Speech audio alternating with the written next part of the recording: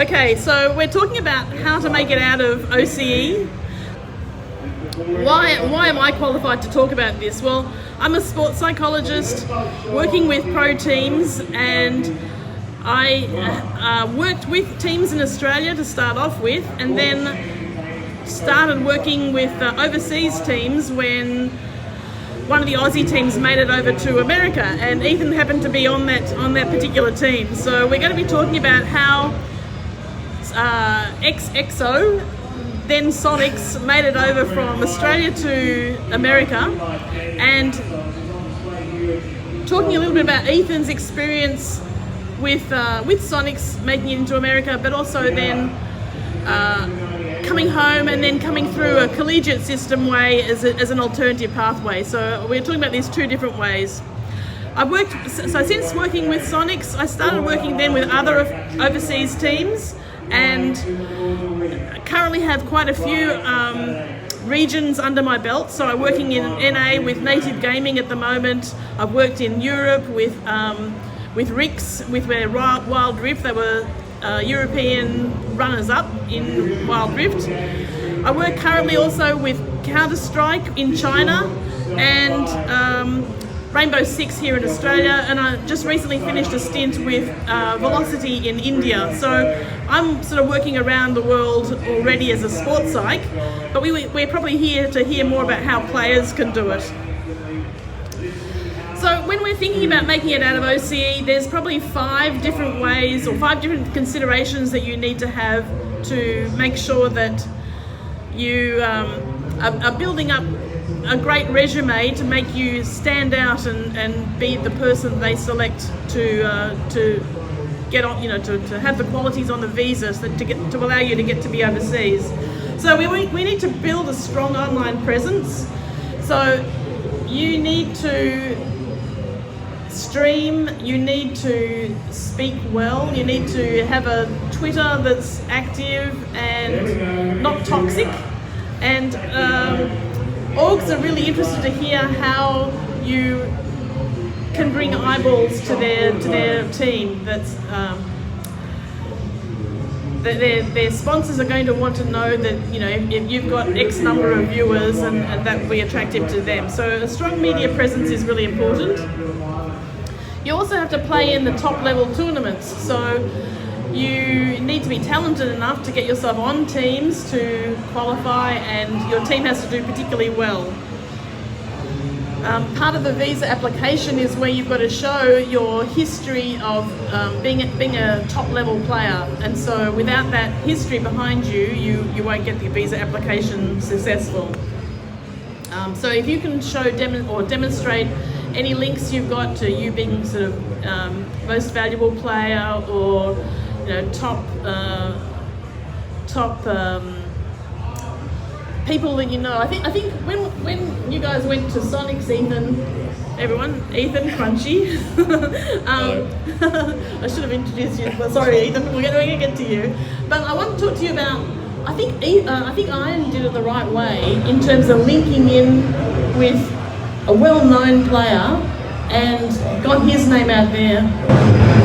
Yeah, I did it with Hiko. He streamed daily with Hiko for a couple months. He was at 100 tapes at the time, so he was I think the biggest streamer ever. Yeah, he linked up with Hiko and was streaming with him for a couple months, daily. Because I think he messaged most of the Soniqs guys, but Ian was the only one that was streaming in the mornings, because the rest were streaming at night. Hiko's just a morning kind of person. The rest of us all have the super degenerate, sipping at 4 a.m. type thing. Yep, thank you. So yeah, linking in and networking is really good. So that leads me to the next slide.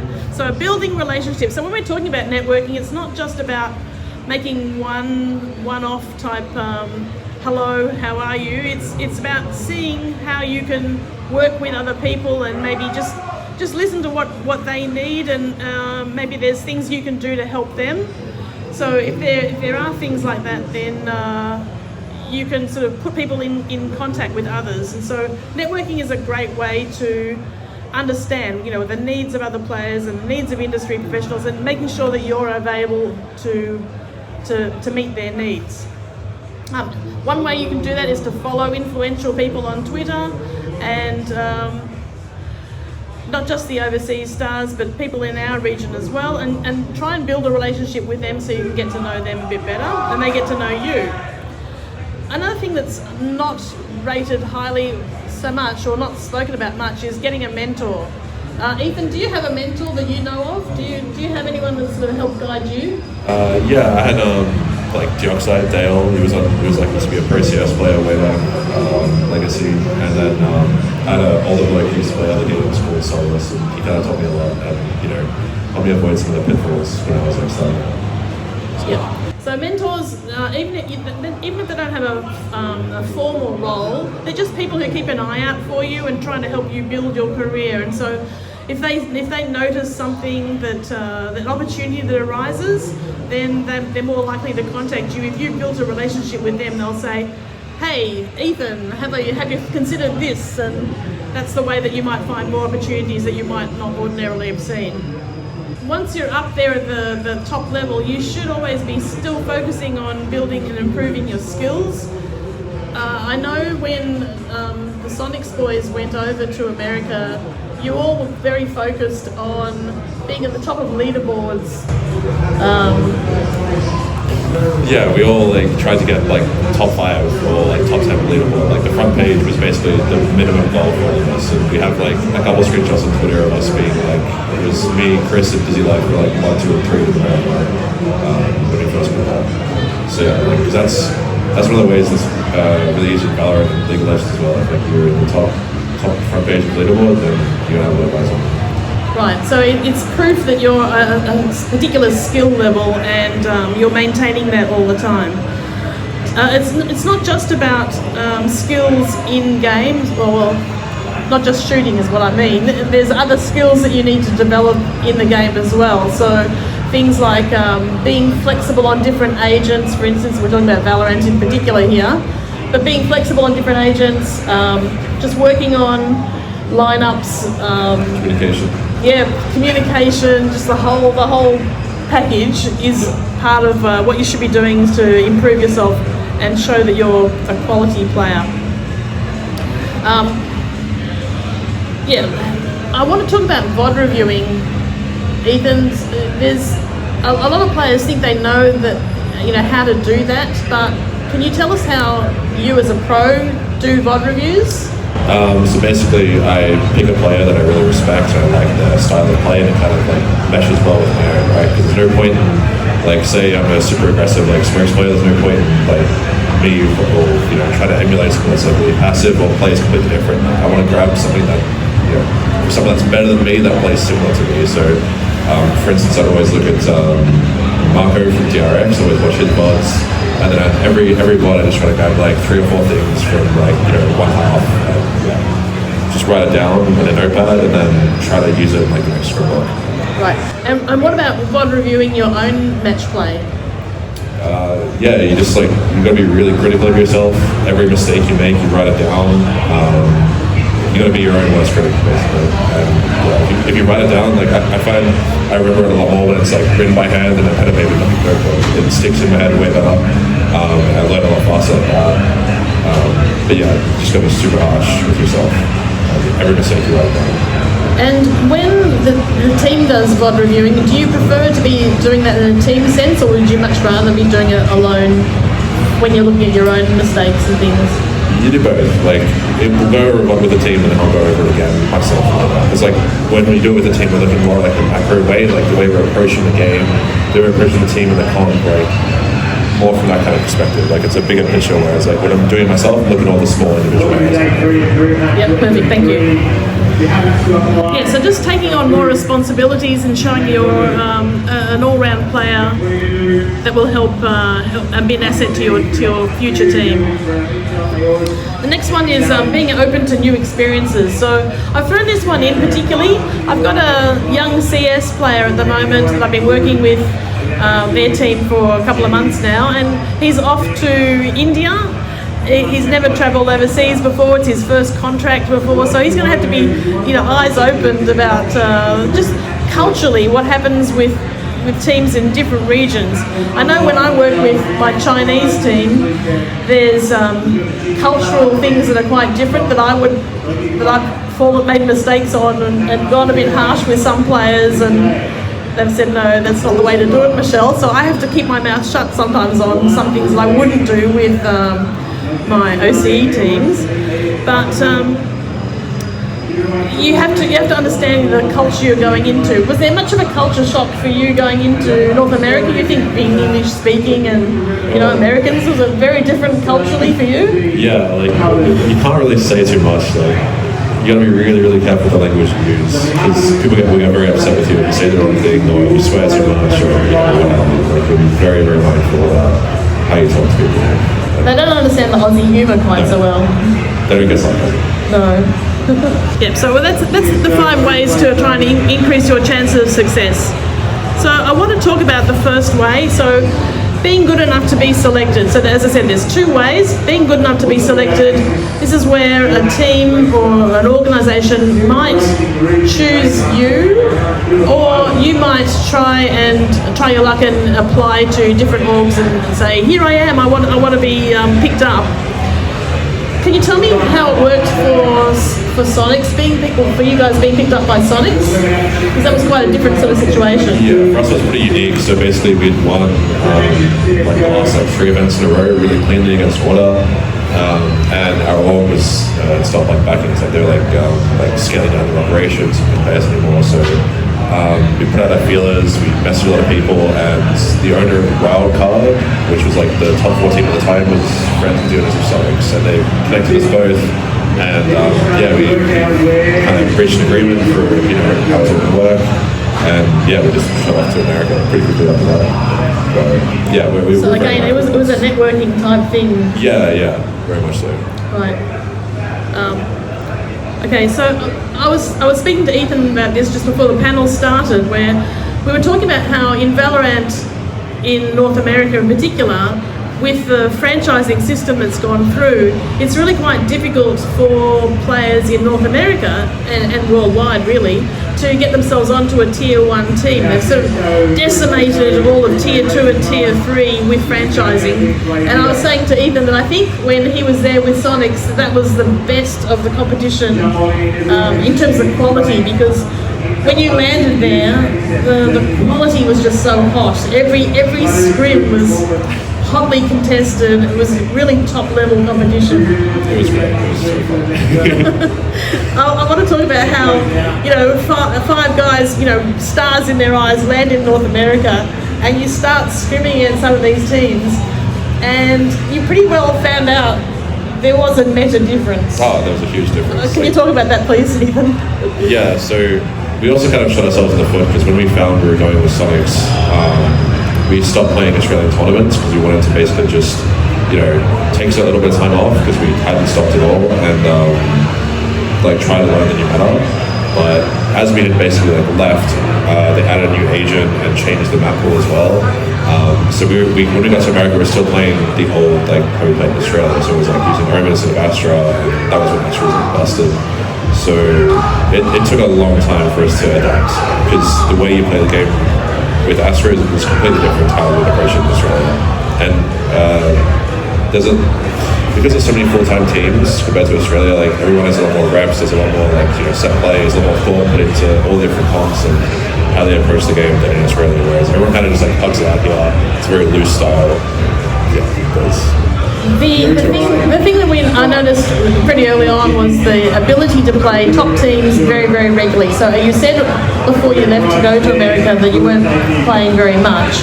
It would have been like night and day almost, because you went into a structure where you were playing probably 6 days a week, I'm pretty sure, to start with. And as soon as you realised that the meta had changed quite a lot, the thing that I noticed pretty early on was the ability to play top teams very, very regularly. So you said before you left to go to America that you weren't playing very much. It would have been like night and day almost, because you went into a structure where you were playing probably 6 days a week, I'm pretty sure, to start with. And as soon as you realised that the meta had changed quite a lot, I know the mindset of the team was to just dig right in and learn the meta really quickly, get up to speed, and that took a couple of weeks, but it took its toll on the IGL as well. Yeah, undoubtedly. Yeah. But like the biggest thing is that when you're in Australia, we scrim. Basically, we couldn't scrim the second and third best teams to our only competition, or the only team we could go close with, and we also would scrim maybe 3 times a day total. Whereas when we got to America, we were able to scrim every team in like the top 20. Like we're aiming for top 10, but they're all close enough that it didn't matter too much. We could scrim from like midday to midnight every morning. There was like so many teams looking at all hours a day. Yeah, and those teams are now are no longer, sadly. There's far fewer teams to scrim. It's quite difficult from that point of view. But I think the day of I think it's harder now to have a whole team picked up and moved from OCE to another region. I think there are much more opportunities right now for individual players to move as opposed to whole teams. Do you agree? 100%. Recently, Aleks has gone to a Chinese team with Maple and Water, Signed and Swirl have gone to Royal Never Give Up, I think. Tix has gone to God's Reign. Like everyone's going to all different South Asian teams or Chinese teams, and there's even more happening soon, which I love. And that's only because there's prize money offered for some big tournaments that suddenly a region has said, okay, when we want to, or orgs have said in that region, we want to contest, to win this tournament, because the tournament prizes are quite large. They're like $250,000. So what they're playing for. So it's not chicken feed, and so it's got the interest of orgs. And that's probably what's going to take here in OCE, I think, is someone to put some big money up for some tournaments, get some orgs interested, if you were to stay in OCE. Yeah, we'll see. I just don't think many people care about it enough. Most people are kind of just only 95X is the main team that scrims. Every other team here doesn't really practice at all. Everyone's trying to go to different overseas teams. Yeah, I think the aim for most players in Australia and New Zealand is to move overseas, only because there's just no income for them here, no salary for them that makes it worthwhile staying, unfortunately. The second way I want to talk about, other than being just selected on talent, is that there's another way, still on talent of course, but through the college system. So players can apply to go overseas to join a college team, which are stacked with great players right at the moment, because as I said, franchising has decimated NA, so there's lots of really talented players getting a degree now, which is not a bad thing either. Yeah, it's pretty good. It's quite handy if it's being encouraged. It's probably the best of both worlds, isn't it? So Ethan was originally with Soniqs and left after a long period of time, came back home, and now is going back to America very shortly to join the college system. Can you tell us about that one, please? Yes. How did that come about? I got an offer to play for Maryville. So I was originally going to play with a team called Chicago Empire. They were going to give me a visa and I would fly over there. It was supposed to be this month, but they ended up disbanding, and I got a message from one of the players on Maryville. They offered me housing, the whole shebang, and it was an offer that was too good to refuse, because it's the team is aiming to qualify for Ascension and eventually franchising if that's possible, because the winner of the Tier 2, I think it's called Ascension or Challenges, the winner of that goes directly to the franchise level. It's roster with a lot of good Tier 1 talent. JT starting from 100Ds on it as well, which is awesome. So it's going to be a good opportunity to learn from him. We got ex-TSM coach, Ruby's. Very excited about it. You'd already started a degree here in Australia, and but it wasn't finished when you gave that up to take on Valorant professionally. Yeah. Are you excited to finish your degree and finally get something under your belt? Oh, I didn't start it for 2 weeks. I didn't even do it. Oh, okay. Oh, did you? I thought you'd already finished a couple of years. All right. Well then, in that case, I'm excited to you're starting from scratch. Yeah. So it's. I know plenty of parents are quite concerned. Their sons and daughters are gaming all this time and not finishing any degrees or whatever. So this is a perfect opportunity to combine both, I think, college degree and with playing as well. If you're how does it work logistically if players on a team have different courses? How do they know what time is free to scrim? Is it just evenings only? Yeah, it's right now it's streaming from like 6 p.m. to 10 p.m. on like American Eastern time. So yeah, that's like 4 a.m. for me. But yeah, so and there's a whole separate collegiate system as well they play. So I think all of them actually like super late in the evening, so it's not too bad with conference schedules and classes. So you've been playing with them for a while now, your team? Yeah, I've been practicing with them. We're just going to land next week, so I fly out to America on Thursday. Yep, perfect. Yeah. All the best, Ethan. Sounds good. All right, so there are, I've got on the screen some different ways to apply for scholarships. Not all of them are going to be open to overseas players. Of course, naturally, lots of scholarships are open to American residents only, Americans only. But it's worth investigating to see what other opportunities there are. So I want to talk now to Ethan in a little bit more detail. Can you tell us your age, please, and tell us a bit how you got into gaming and what's your history? Because I know you've tried you were in different types of titles. Tell us your background, please. Yeah, so I'm 22 and well, I've been playing games all my life. Like my dad, originally got me on the original Xbox with like Halo and stuff like that. But I didn't have internet until I was 13. So I started playing CS properly when I was 14 when I moved to Melbourne. And then I got into the pro tournaments FPL. I was 15, maybe just 16. And so I never really worked a normal job because my income is just I just play these the weekly ladders in FPL and just use the money for that to pay for my rent I had a bit of an attitude problem when I was younger. I was very hot-tempered, so I made a lot of mistakes there, and ended up just putting for my final year in high school, and then I took a gap year for that. Played a little bit of Quake as well, and that was really my first pro contract with the Baham. It's still an old relationship though. Who, sorry? They're not an org now, no. They stopped a couple of years ago. Yeah, so that was my first team, and then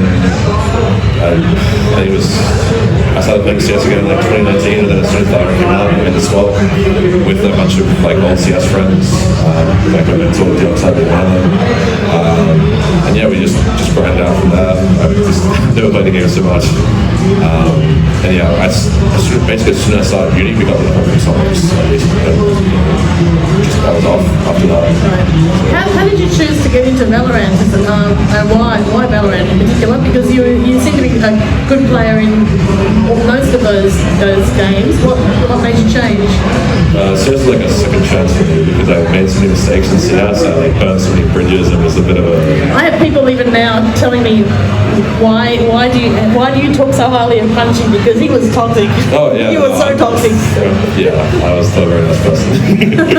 Yeah, but it was just a fresh opportunity for me basically, and it allowed me to kind of come in with fresh eyes and not make the same mistakes. It was a complete fresh slate, and I could reach the level that I knew I was capable of. I knew I was always good enough to make it. It was just my interpersonal skills were not like that. Is that just something that you grew out of, or was there a moment where you thought, or someone said, you've got to change? How does a person get out of being that's a toxic shithead? Nothing personal. That's so good. Basically, just seeing people that I thought were at the time, were similar to me, and kind of just ended up ostracizing myself a little bit. And all these people that were were hyping me up and were saying this was the next big thing, and I had all this talent and whatnot. They would kind of dropped me a little bit, and I just couldn't get in any good teams because if they were so worried about my reputation and stuff like that. So yeah, it was kind of just a kick in the ass basically to stop being rude to people unnecessarily. It's good to know that you can come out on the other side and be a nice guy. That's right. So when you got picked up by Soniqs and you moved to NA, that was a bit of a shock, I know, because I was with the team at that point from Australia. But I think you were all pretty shell shocked, not just because it was your first big move and all that sort of stuff. Yeah, it's big enough, but you landed in America at the time when COVID was just starting out, really, and things had closed down. I know some things had closed down. It seemed to be quite difficult for you all to organise your bank accounts. Or was that just laziness? We needed like more documents. Like we got a good deal because like we weren't supposed to have one there with like the stuff we had. So like the trip got us a really good deal with like the bank guy. So yeah, like, it was a little bit of laziness as well. Because these 5 guys landed in North America and they seemed to spend all their time just playing and not doing all the things they needed to do to survive a bit better. We didn't have a car or anything, so there's no grocery stores nearby, so we're like living on like Subway for like 3 meals a day, and that was like yeah, spending all their money on food. It's the way of the world, isn't it? Okay, so was it strange to before you went to North America? I don't think all of you had met each other very much as a team, and suddenly you're all thrown into a place living together and playing together. Tell us about the difficulties of that, if you wouldn't mind, please. Like some of them. It was pretty stressful, because like, especially if you got like a messy kind of messy roommate. Like we weren't roommates, but we all shared 2 apartments each. So like I was pretty lucky with Bob, because Bob was very clean and kind of just silent, like a light. So I was great with that. But I know like Ian and Dizzy got into had a few arguments about like making messes in the bathroom and stuff like that. But it wasn't too bad. When we moved out of the first apartment, it was much better because we all had our own separate apartment. Like we weren't living together. It was only when we moved in again in Philly it kind of got rough because we're sharing everything, like sharing bathrooms and it was chore stuff that was rough to sort of. I've heard the most arguments that players have usually when they're sort of all living together is about trash. Who takes the rubbish out? Whose job is to clean up? Yeah. Clean the bathroom. Okay. Yeah, fair enough. All right. Did you did get a chance to play some lands with Soniqs, didn't you? Yeah, we played 2 or 3. Yep. So how did that organise? Did you were they local ones or were they? Yeah, they were in Philadelphia. It was a 30-minute walk from where we lived. Okay. It was good fun, actually. Really good fun. Yeah. Oh yeah, the start of lands coming back is great. Yeah. Okay, so what advice would you have for people who wanted to try their luck overseas? What things would you suggest to them, please? Can you give a bit of a checklist? Just try to make some good connections with organizers or players that you want to play with. You never know who can help you out. In moving, because a lot of my friends that I made, they're not even pro players. They're just guys in orgs and they're helping me. So before we moved with Soniqs, I had 3 different opportunities to travel to America, which fell through because of COVID. And it was all because different people were recommending me to orgs who were rebuilding their first teams and stuff like that. So just make as many connections as you can. Try to offer value to them, and they'll help you out. I've been so lucky with people I've had. Yeah. I have someone like that too, but in America, he's fabulous. That if I need work in America, he'll come with a list of orgs that he thinks might use as a sports psychologist. So yeah, again, networking is really brilliant from that point of view. Agencies are pretty useful as well. So talent agencies evolved with Collegiate super useful if you're trying to move by yourself. It's not as useful if you're trying to move with a team, but if you're trying to go to say the Asian teams what Tips did or Chris, then agencies are useful for that. Can you talk about? I don't know anything about agencies. Can you tell us a bit about how you might choose one, or usually they have. What sort of things would they do for you? So they would look at your contract, make sure you're not getting shafted with your org, and basically from memory, different agencies are good at different regions. So I think Prodigy is more European based, Evolve's more American, and and they obviously specialize in different games. So, if you're like, I was with Evolve for like 2 years, I think it was. They helped me get to America, and like they're doing a Soniqs contract, and when I was looking at different teams to join, they would step in and help out. The biggest draw is that if you don't have a lot of legal expertise, that they'll look through your contract and they'll make sure you're not getting shafted, basically. Right. And what? It's nuts and bolts and stuff, but how do you pay a talent manager? So is it as required, or you pay them a commission on your salary, or how does it work? There's 3 different ways that I know of, basically. So they take a small portion of your salary, or they take a percentage of prize pool, or they take a percentage of like sponsor deals they get you. Right. It's one of those 3. Did you have many people organising you sponsor deals? No, they mainly helped with like teams. With like getting teams. Getting teams, yeah. Okay. So you'd recommend them? Yeah, they're very useful. So especially if you're like a younger guy that doesn't know much about contracts, because like some of them are very predatory. Like I've seen, especially like with the lesser known orgs and like some of the contracts I've seen from the teams that offered me in like Southeast Asia and India, like some of them are very dodgy. So you want to have someone that knows. Right. Okay, so why the collegiate pathway? That's just another way. Can you tell us a little bit about? I can't remember if it was before the talk started or whether it was you actually spoken about during the panel, but how you actually got involved in the team you're in. Yeah, so I got a message when my old team disbanded, and they're like, look, we're making a collegiate team. It's a full-ride scholarship, so I have no fees. They pay for the housing. That's brilliant. Very lucky, yeah. So I just have to go there, show up, and get good grades and play. But yeah, so they messaged me when that was all happening. I don't think I've fully rushed as an answer, but it's just a good opportunity to get a degree. Because I've always wanted to get a degree, but the problem is that they obviously live in America. I can't just apply to a uni while I'm like competing. Like the schedule's a bit rough, but with this, it should be excellent. It's so expensive to get a degree, both here in Australia and overseas. So to get that, I know you're not being paid that well as a player, but to get that in lieu of, get a degree in lieu of that, I think it's still a good deal. Yeah, definitely worth it, because it gives you something to do after you finish competing. Yeah, and you were saying, I think that once you're on a collegiate team, they're not going to kick you off. So yeah, like you have to do something pretty bad to kick you off. It's not as cutthroat as like franchising is or the challenges is. And the good thing about with our university is that basically, if you get an offer for a franchising team, you're allowed to be straight. There's nothing tying you to it. You just leave and get an offer.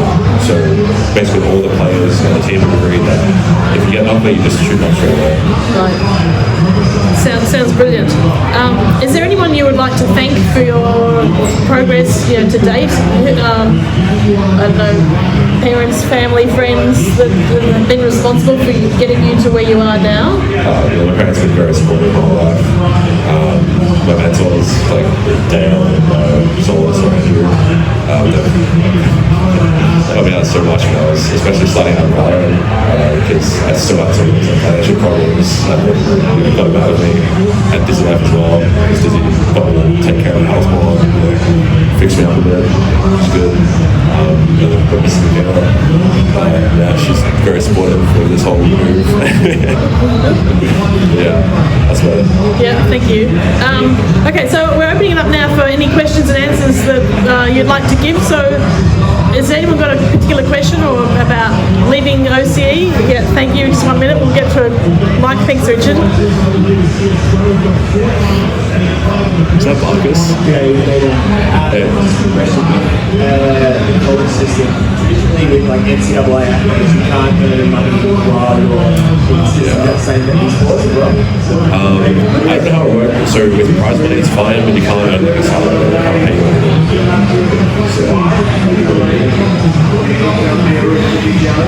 Pass it over to this gentleman. Marcus? Did you have a question? Is that Marcus? Any other questions?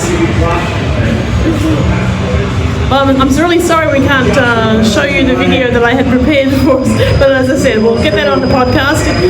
If you want to let me know your Twitter, I'll make sure that you get to see the podcast. I'll let you know when it's coming out. Thank you all very much for turning up, and thanks. Enjoy the rest of the DreamHack. Thank you very much. Thanks very much, my guest, Ethan. Thanks, Hello and welcome. Today we're going to be talking to Aleks and Lewis, who have made the change to go from OCE players into NA, and I'm going to let them introduce themselves a little bit. Aleks, would you mind starting us off? I'm just going to pick you. Sorry. Yeah, sure, of course. Yeah, that's fine. That's fine. My name's Aleks Manovic, also known as Barcode in the gaming world. I compete professionally in Halo for Native Gaming. And I've been gaming for quite a while now, ever since I was a little kid. Gaming's like always been a part of my family, like with my brother and dad actually, like buying the first original Xbox, and so I happened to just fall into Halo that way. So yeah. What age are you now, Aleks? I am 21. And how many years before you started, or how long ago did you take it quite seriously and decide that you wanted to have a professional career? Okay. I'd say I first started competing like in Halo in 2017.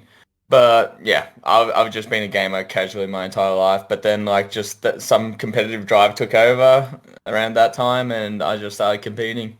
How did you? So I'm going to get to you, Lewis. Sorry. How did you? No, you're all good. How did you decide or choose to be in, or to get your pathway? I mean, to get into teams good enough to keep moving you forwards.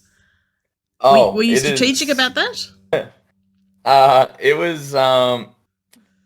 It was definitely a grind. I started from the very bottom of the barrel, in even back home in OS. Like, it was I didn't have like the greatest team to off the rip. I had to definitely just improve myself and just keep it going. And eventually just got like offers upon offers that started to get better and built off of each other, basically.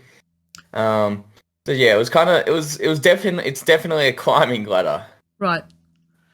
That's good. Thank you. Okay, Lewis, tell us about yours, please. My name's Lewis Borg. I'm 23. I've been playing FPS games since I can remember. I started playing video games competitively around the time that PUBG was really kicking off. And then yeah, it kind of just snowballed off the back of PUBG, going from one BR to the next, and yeah, I mean, at the moment I'm playing Apex professionally for Native Gaming, and I'm super grateful that I got the opportunity to move to NA.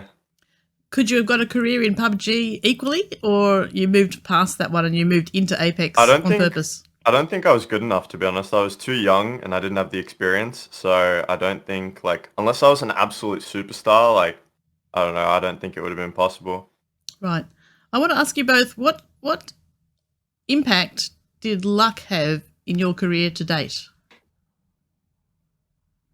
I don't know. For me, I think like I put a lot of work into the content and branding side of things. Yes. Since the beginning, I've always looked at it as a very important factor into getting your name out there. And I think without putting in the work in that aspect, I probably wouldn't have gotten the opportunity in general. Right. So I think like that for me anyway was a big thing. Aleks, what about for you? Luck, huh? I don't know. I'd like to say there in everything there's a bit of luck that comes in every now and then. Yeah. But in my case specifically, I don't think it was really that much luck, honestly, other than certain things falling out in certain ways. You know what I mean? But I'd like to say for my journey, it's just been a lot of hard work and dedication, really, to the game. Right. Has bad luck held either of you back? Definitely. uh, I've had a few instances where, I wouldn't say. Yeah, actually, no, I'd say it's pretty annoying bad luck, to be honest. But we'll get into that later. Okay, We'll I definitely want get to into that touch on later. that. Okay, no worries. Thank you. So you guys have been in North America just this year. So it's only April now. So only a few months. When did you I actually arrive? arrived earlier. Oh, did you? Okay, tell us about that. Yeah. How did you get to be? Oh, yes, you were in another team. Yes. I was originally a part of G2 last year for 3 months, I believe. And yeah, so I've technically been in the States North America for 6 months now, like overall maybe. Have you managed to get home at all in between? Yeah, after the World Championship, just for a short little break. Right. Okay. And Lewis, you arrived January, was it? Late January? Yeah, start of this year. Right. So we're getting to the nitty gritty now, talking about visas, because this is the hard part. How do players get overseas? They have to have a visa, certainly to North America. It's some pathways are easier than others. Can you tell us a little bit about your journey, Lewis? Can you start us off? Yeah, sure. So for me, basically, like the way that seemed like the most logical was to get a P1A visa, which is basically like an athlete visa. You have to if you want to be paid. That's right. Yeah, exactly. Yeah, I mean, I'm sure you could maybe do like a working visa, but those take like a ridiculous amount of time to like process and stuff. So I think the athlete visa just made the most sense. The working visa assumes you're going to be there longer term and just the intention. I can't remember like the whole like premise and everything behind it, but basically like the athlete visa was the most logical one. Right. The only issue is those are very annoying to get. Yeah. Like it's just a big pain to like get it sorted. But I mean, once it's all sorted, it's really awesome. Yep. And where are you at? Do you want to expand on that a little bit more? Yeah, I mean, my visa's all done and approved. I had to do like a small visa interview that was like super easy, and yeah, I mean, I got my visa. It took like a couple months, to get it sorted, and had to go through like the paperwork needs to be quite detailed. You've got to show. Oh, definitely. You've got to show that you're adding something to the North American esports. Of course, yeah. Industry. Yeah, no, you definitely have to have some accomplishments under your belt in order to get the privilege to get that kind of a visa. Right. It's the same visa that like professional athletes use, like NBA players and stuff like that. Mm-hmm. So for someone who's in esports to get the same kind of visa is kind of crazy. Yep. Okay, thank you. Aleks, tell us about your experience, please. The bad luck stuff. Actually, it might be worth starting with. Was it G2? Because you had to get a visa for them, and that seemed to work pretty easily. So, are you going to start there? Sorry, thank you. Oh yeah, pretty easily. Yeah. What's it? Oh, not. No, not really. Okay, tell us, please. I'm just going to say this right now. Visa experiences are always longer than you expect, and personally, in my opinion, always keep the hope and faith there, but just don't count on being there very quickly. Don't hold your breath on things going as optimal as possible, and just temper expectations with the process, because it is a long one. I stepped down from my original ANZ team Chiefs in around May after Kansas City Halo event, because I got the offer from G2, and I stepped down. I'm like to my guys, like, hey, I'm not gonna be competing here anymore. I'm just gonna go overseas. Obviously, didn't go exactly like that, but I then proceeded to not play a competitive match of Halo for about 3 months, waiting for my visa process. That must have been so disheartening. It was very boring. It was so boring. But you were in Australia at that point still? Yes, I was in Australia, and Halo Infinite, there's a few matchmaking fiasco problems that happened back home where it was harder for me to find matches. So I'd literally play against bots every day and just.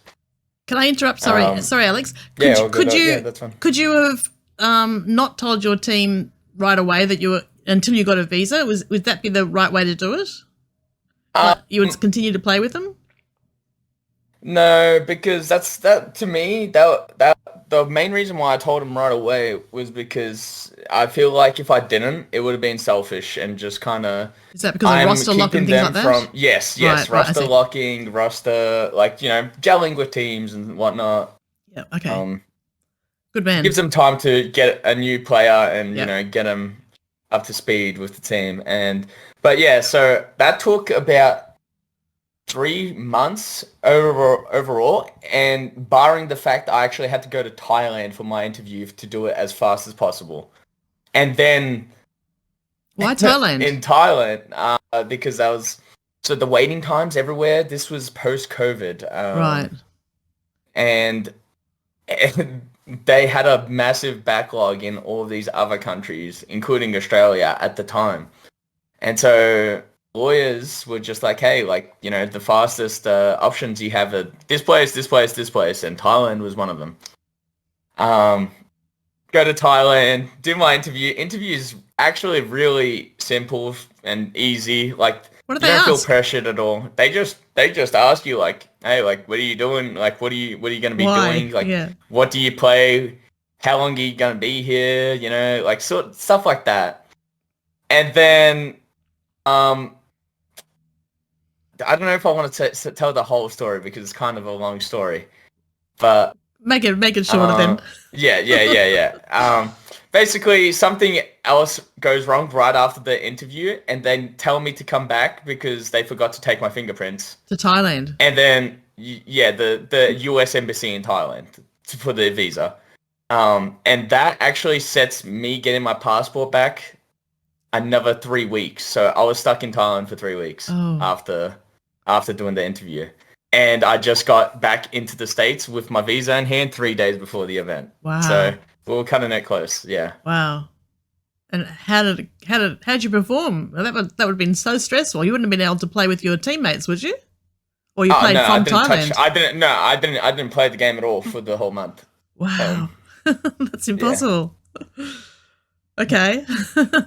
And so now native gaming experience then with Visa? Because once you leave a team, they're the ones that sign your contracts and whatever. And once that happens, if you're no longer with a team, you either have to have someone else take on that obligation, or if you didn't have anyone in between, did you have to come home again?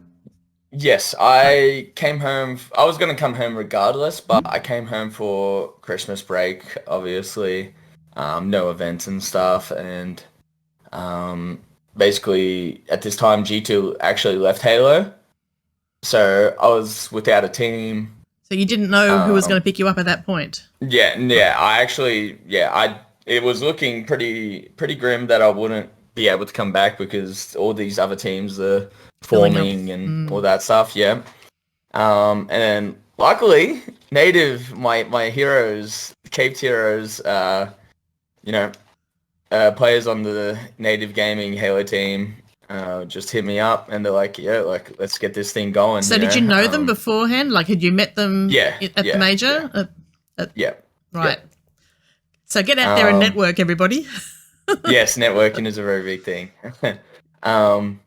But so there's usually a trading window between visas if you are going to team swap. This is specifically for the P1A athlete's visa. And there's a little trading window from when you left the old team and joined the new one.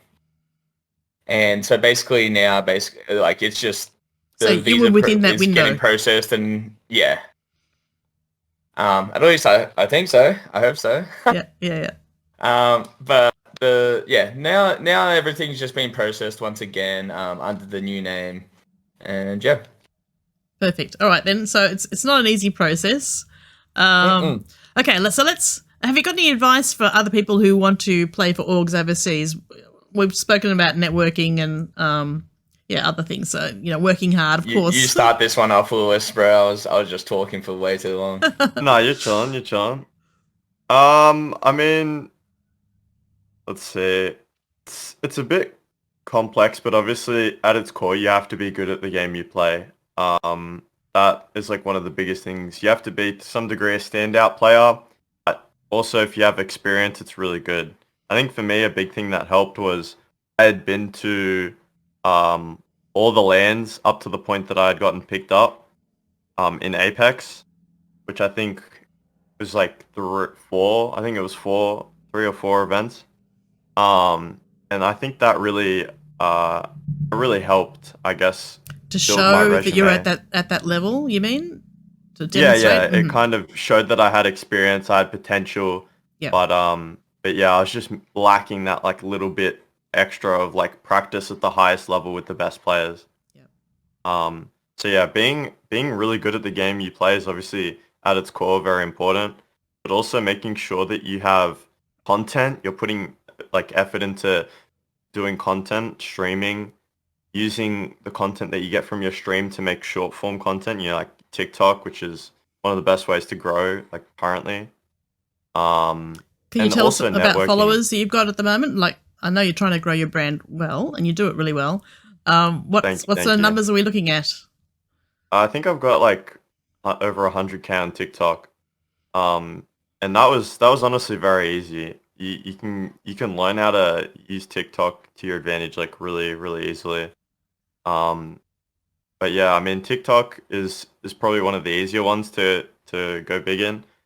And that just like overall helps build your brand. Orgs love players that have a pre-existing, like brand. And the thing is, like with Australia, like building a brand is extremely hard. So when an org from like an international org sees that you've already established yourself with a brand, like they're more inclined to pick you up because you're an asset, So Right. that's something to keep in mind. And yeah, I mean, I'm trying to think. There's probably like one other thing, but yeah, experience, being good at the game, having brand, and networking. Networking is probably the last one. Knowing different people, knowing sponsors, knowing just like a bunch of different people is awesome. It's literally like one of the best things you can do for yourself. Right. Beautiful. Aleks, any advice? I mean, Lewis pretty much just hit the nail on the head right there. Like, I can't think of anything else to add for that either. Yeah, no, it's literally like making sure you're putting yourself out there, especially if you're really good at the video game you're playing. Like, and like what he said as well. Like, you kind of do need to be like a standout player at this point in time.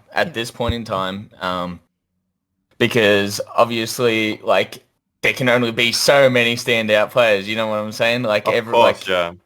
And sorry, hang on. But yeah, so definitely like putting yourself out there, at least streaming. At the bare minimum, you should be streaming as much as possible. And it doesn't even matter how you started off, dude. Everyone comes from like humble beginnings. Like, I remember when I first started streaming, I was streaming to like 10 people, and then I just kept it going and whatnot. I'm arguably a bit lazy on the other stuff, but I have been putting it off. But it is something I definitely want to start doing because it is very beneficial. Orgs will help you too. They want to get more eyeballs on their players because that helps their sponsorship 100%. deals. Yeah, you just add more value to everything if you have a brand. Yeah, yourself and the people you're included with. We've spoken about what you should do. With. But I want to talk about what you shouldn't do. I think the golden rule is don't be a dickhead, isn't it? Yeah. Oh, whoa, we can swear there? Oh my god, this just made it so much easier for me. Yeah, exactly. Just don't be a dickhead. Keep like there's a difference between that and trash talking and just like I want to draw a fine line here. Okay, tell us. That competitiveness will always bring out that trash talking, like. You're competitive. You want to be better than the other person, right?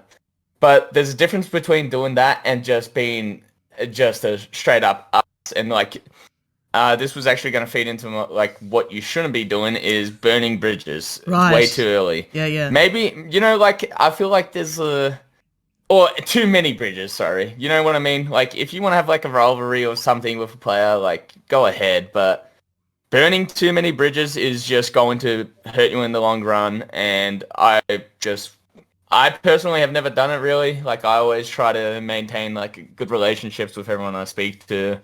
It's really important. It is. It really is, because you just piss off the wrong person and guess what? It just feeds everyone into every knows, other interaction. Esports is a really small industry, really, and your name and reputation counts for an awful lot. You can't afford to trash your own reputation. Exactly. All right. Thanks for you both. That's really good stuff. Thank you. So the differences... Can I say something real quick? Go ahead, please.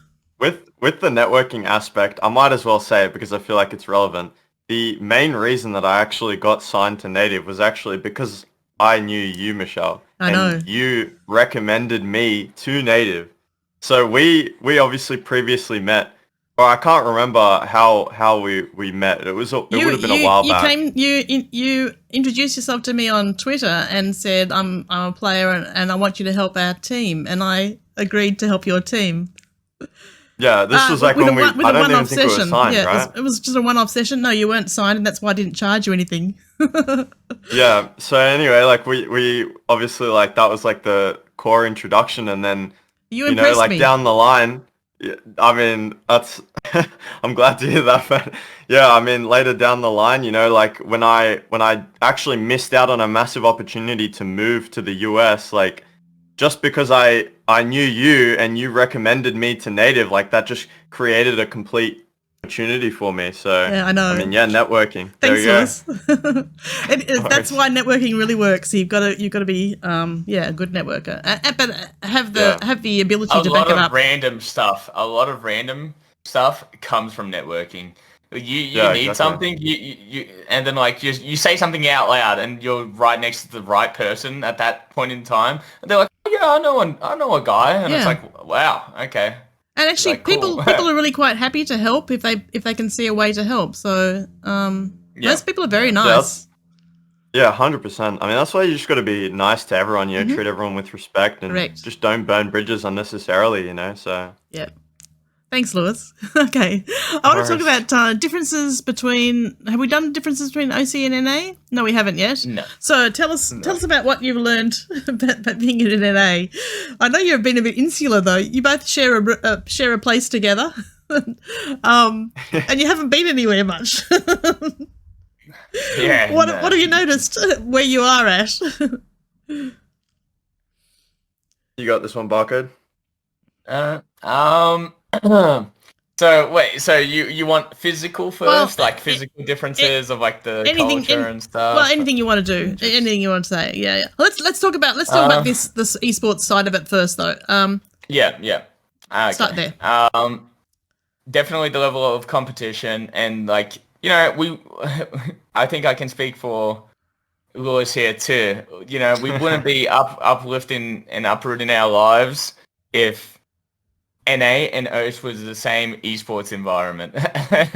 The level of competition over here is just a lot greater, specifically in our games that we're playing in. It doesn't always have to be NA greater than everything. You got your Counter-Strike where just Europe is on top.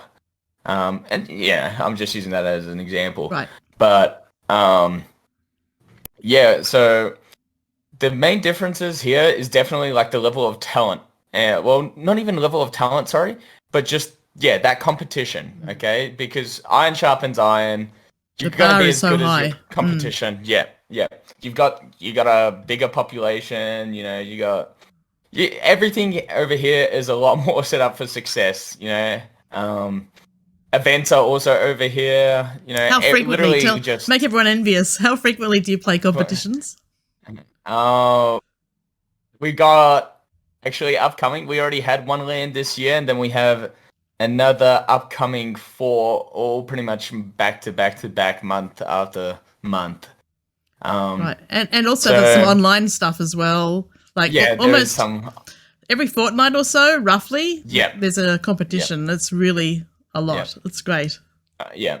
And a big one to make this actually like a possibility and to make it basically a job that you can actually viably do is organizations. Orgs back home, they still need that growth. The environments back home for esports are not quite there yet in terms of a lot of esports.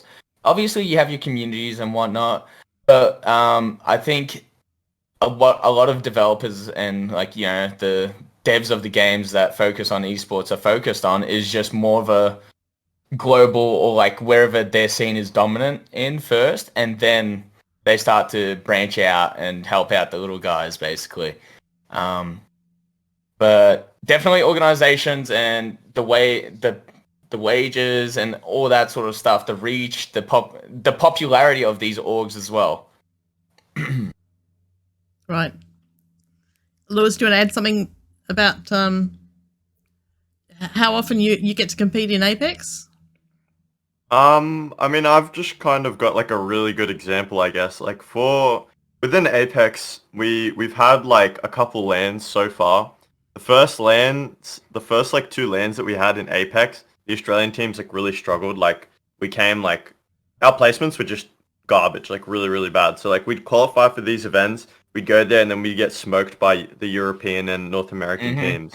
Yep. And then for the third LAN, all 3 Australian teams decided to boot camp for roughly 2 weeks prior to the event, which meant that we got to practice against those teams, like for the 2 weeks that we were there. In that event, the 3 Australian teams that went and boot camped and practiced against the North American European teams, all 3 teams placed within the top 20. Amazing. And the one Australian team just won the whole event. Wow. So, I mean, Work just together. having that ability, yeah, and then obviously like that team went on to do well, and now they've fully moved to the US. But yeah, I mean, it's just like having the ability to practice against those teams, learn from mistakes against the caliber of players that are there is just night and day. Mm. Yeah, and it was pretty much the same in Halo, basically. Even just competing in it for so long and looking at the history of ANZ teams going over for Halo, literally almost just always top 16, top 20 every time, like coming over here. It was super disheartening, even personally for me, like it was just so like irritating knowing like what level like everyone on the team can actually be at, especially if they get given the same opportunities to improve. But just going over there and just losing, just always, stuck. Basically, it was very. Is the meta so different between OCE and NA? I wouldn't even. I wouldn't even say meta. It's just. It's very hard to describe.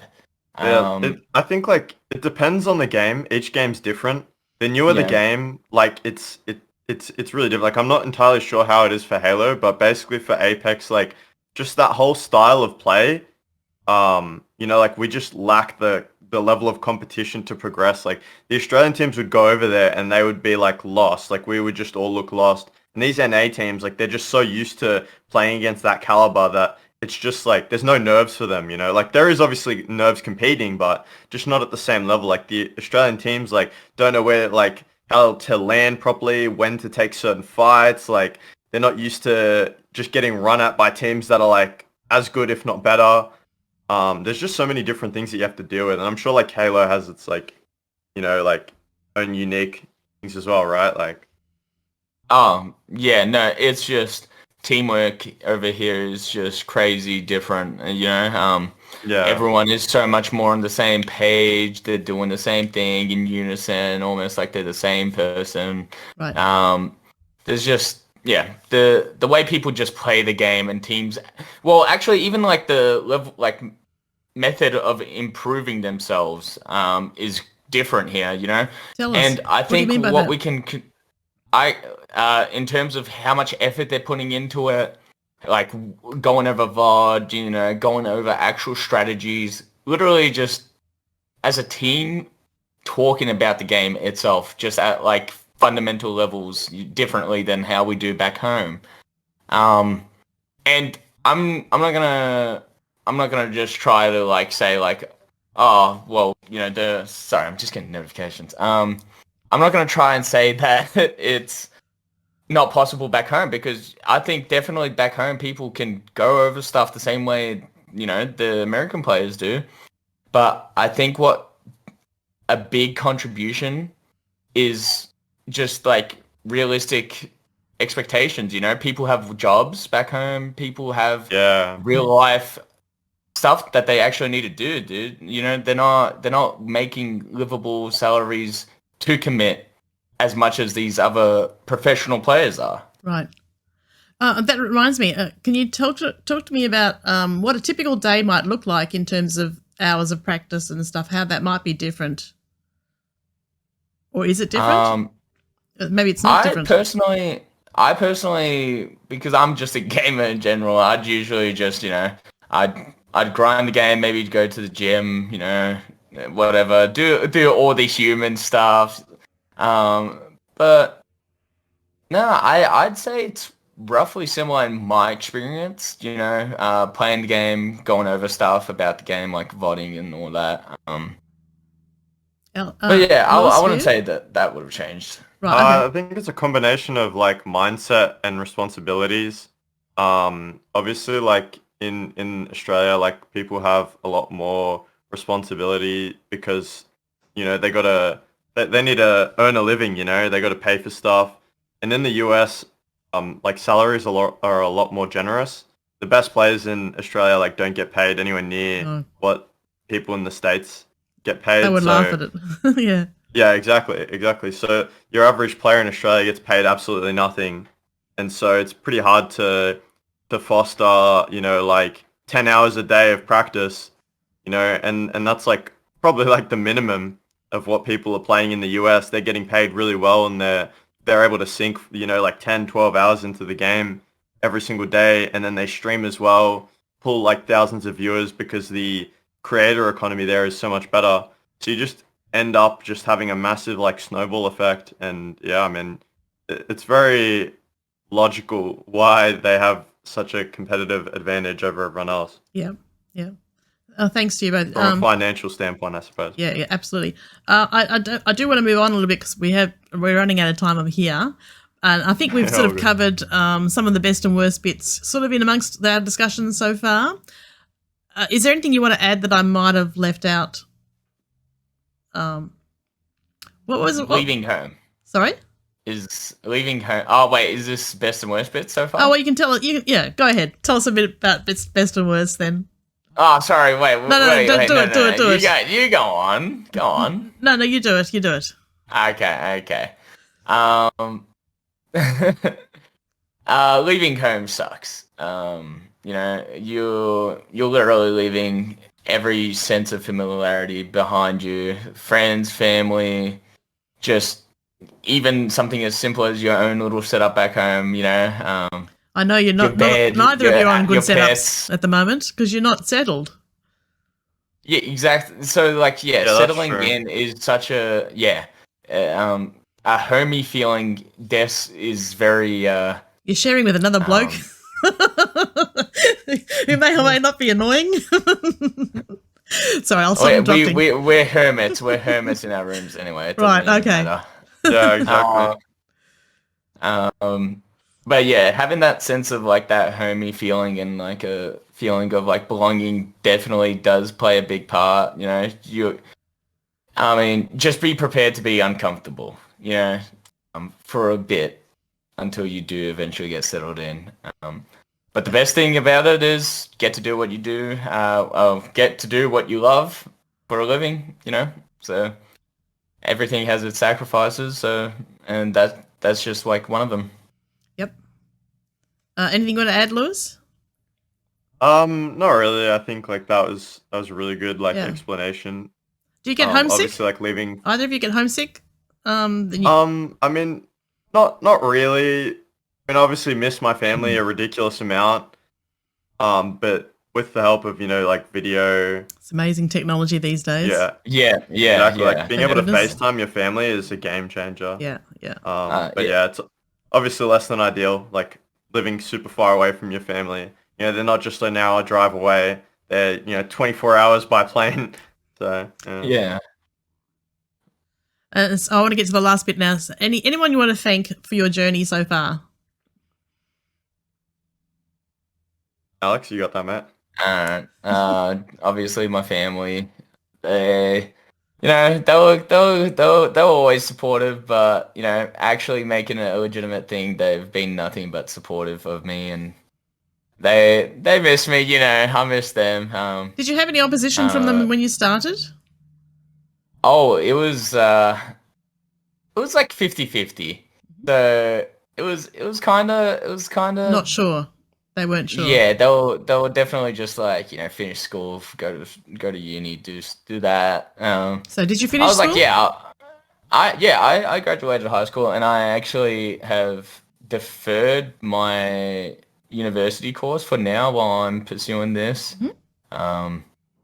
But yeah, they were at the beginning kind of like, you know, because esports is a new thing, obviously, and I don't blame them at all, because, you know, they're worried for their child's success and future and whatnot. But I guess I had a feeling, you know, it was something I wanted to do, and they just ended up, you know, respecting it and saw that I was actually making myself out of it, you know. I want to say thank you to my friends as well. Miss you guys as well back home. A lot of my ANZ competitors back home that I talk to, Dan, the Orth guys, appreciate you guys so much, you know, always encouraging me. I see all of the support in the chats and all whatnot, all the love. But yeah. Yeah, wonderful. Thank you. Lewis, your turn. I mean, I definitely am extremely grateful. You know, my family, I'm super grateful. My mom, my dad, very supportive. Obviously, like at the start, it was like a bit difficult trying to, I guess, like convince them. But as soon as I kind of like qualified for LAN and showed evidence that, you know, like there's potential here for a career, they were just instantly like extremely supportive, and I'm just super grateful to my parents and my grandparents. Like they were just absolutely amazing throughout the whole process. Yep. I want to thank you both. I get the privilege of listening to you guys in comms and working with you. I really enjoy that. Thanks very much, and thanks for being here today with us. I really appreciate your insights. Thank you. Thank you so much.